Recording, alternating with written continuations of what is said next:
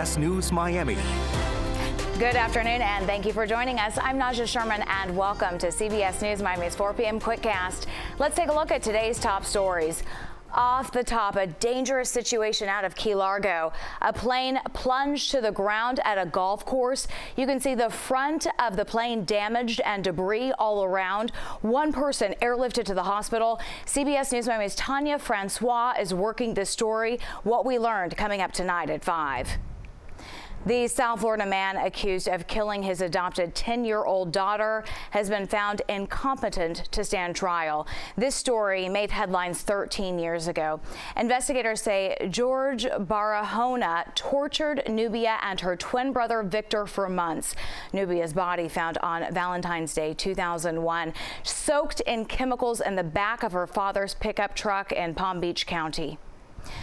Spring break kicks off in Miami Beach. Take a look at that Chopper 4 over South Point. You can already see a huge presence. You can see a large crowd gathering in a circle starting off their spring break.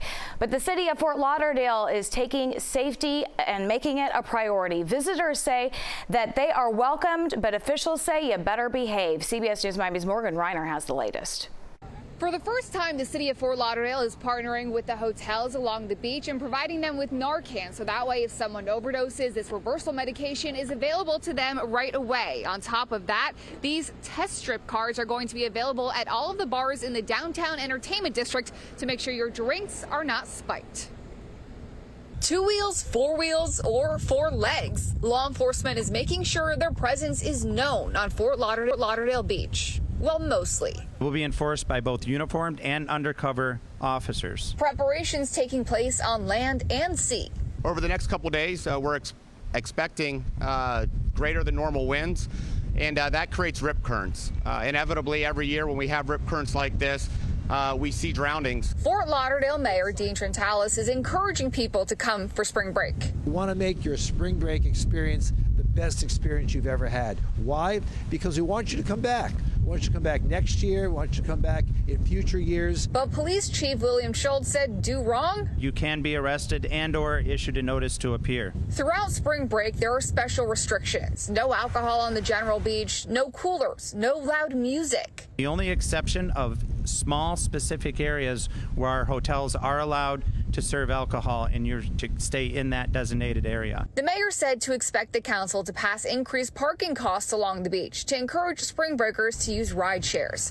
All of these measures combined, something these spring breakers do not mind. It's crazy. I've experienced too much already. We've gone through school shootings and all of that, in our hometowns with Michigan State too. I'm really happy that they're looking out for us and they should be here to protect the people.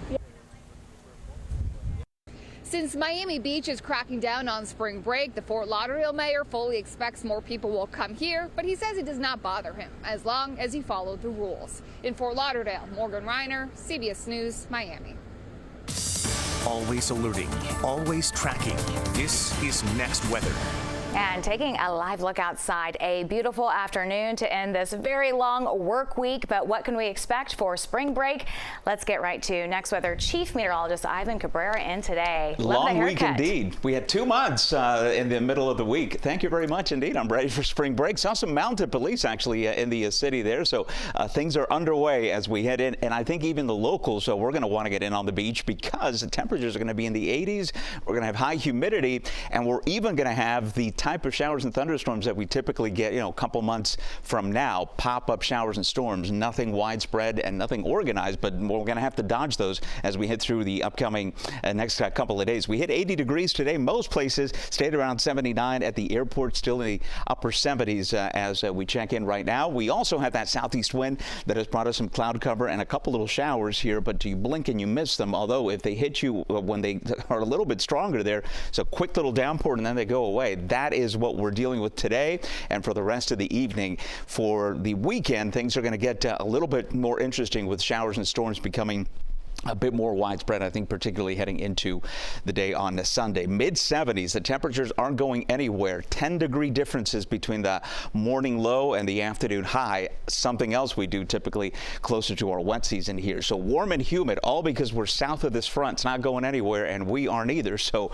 that is going to be the pattern here that's going to hold, I think, not just through the weekend, but heading into early next week as well. So that means warm, humid afternoons with daily rounds of afternoon showers and thunderstorms. The coverage is not going to be widespread, not expecting anything severe, but the fact that we have 30 to 40% coverage each and every day pretty much after Sunday is quite something here, and it is going to feel like spring, no question. There's rain tracker for the rest of tonight, and then watch what happens here through Saturday. We'll see a few little pop-up showers, coverage only about 20%, so I think for the most part tomorrow will look like it's going to rain, but it will be mostly dry day, and then we get into Sunday, it will look like it'll rain, and it will. There you see the showers and thunderstorms. That is unavoidable for some of us here with some pretty good downpours here, and that's going to involve lightning for the beaches as well.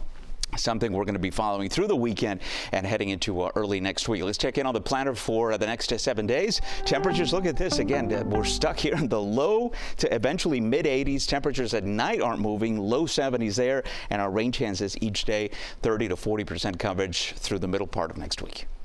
All right, a warm 7 days ahead. Thank you, Ivan. Now at 4, a victim who was nearly killed while working as a clerk at a liquor store speaks out. An arrest was made in this case. CBS News Miami's Peter Dinch has the report. We are at Miami-Dade Police headquarters, where we are learning that nearly 3 months after a 71-year-old store clerk nearly loses his life after being shot in the stomach in northwest Miami-Dade at Jensen's liquor store, an arrest has been made in this case. The victim tells me that he is ecstatic. We will also hear from a Miami-Dade police detective as to how the suspect in this case was captured. We'll have that story coming up starting at 5 on CBS News Miami.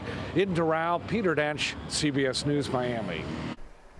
Former President Trump is in Fort Pierce. It's for a hearing in his classified documents case.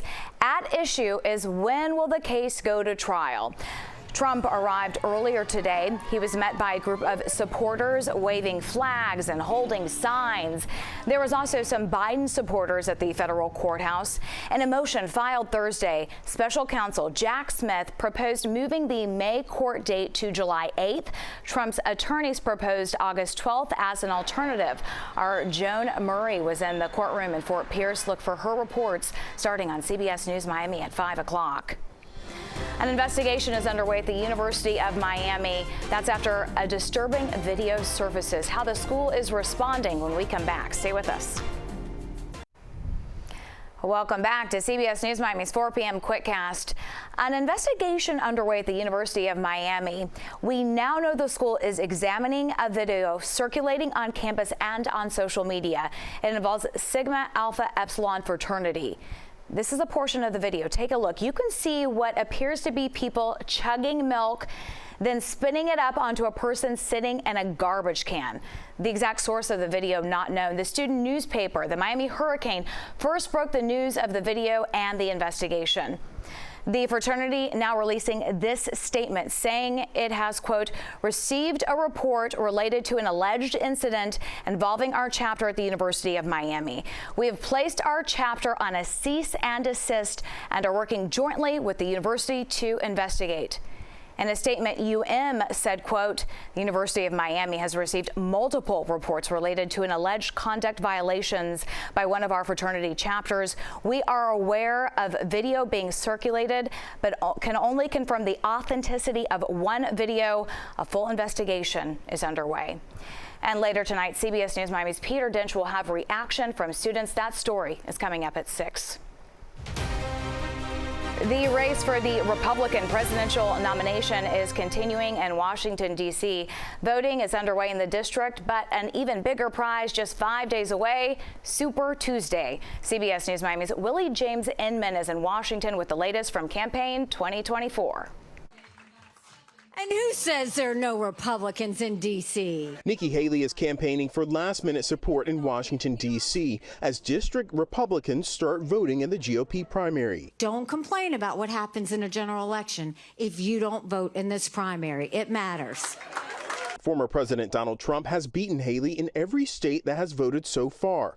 But the former UN ambassador has vowed to stay in the race through at least Super Tuesday, the 15 states that go to the polls next week. Nikki is still putting her message out there, and I support her message. Haley's campaign announced that it raised more than $12 million in February, helping her stay in the race for the foreseeable future. But she's way behind in the battle for delegates. A third of the delegates needed to win the nomination are up for grabs on Tuesday, meaning Trump could all but lock up the race with a big night. He released a video on social media Friday urging his supporters to vote. It's called Super Tuesday. It's big stuff. And it's the single most important primary day of the year. Polls show immigration is the #1 concern among voters right now. And both President Biden and former President Trump were about 300 miles apart in Texas Thursday visiting the U.S.-Mexico border, talking about the issue that could swing the race. Willie James Inman, CBS News, Washington. Friday is finally here. Aren't you glad? CBS News Miami's Lisa Petrillo has something to whet your appetite for tonight's Taste of the Town. We are here at Casadona with Noah Tepperberg, owner, and David Grutman, owner. Guys, Casadona, phenomenal. I'm guessing Italian food. You guessed right. Such a scene here. What's the best part about coming here? I mean, I think it's literally the most beautiful restaurant in Miami, and of course, you're on the water. And it's all Italian food. You are a UM alumni, as myself. Sure am. Noah, tell me about coming back here to Miami and doing what you love. This was a homecoming for me, to be back in South Florida after spending my best years here at the University of Miami, opening an iconic restaurant on the water with my best friend Dave Grutman. Couldn't have been something that... Sounds like a great plan. Yeah. That is wonderful. It's Taste of the Town, and it's coming your way on CBS News Miami. See you then. I'm Lisa Petrillo. That's your Quickcast. I'm Najahe Sherman. Stay tuned for more news right here on CBS News Miami. Have a great Friday and a wonderful weekend.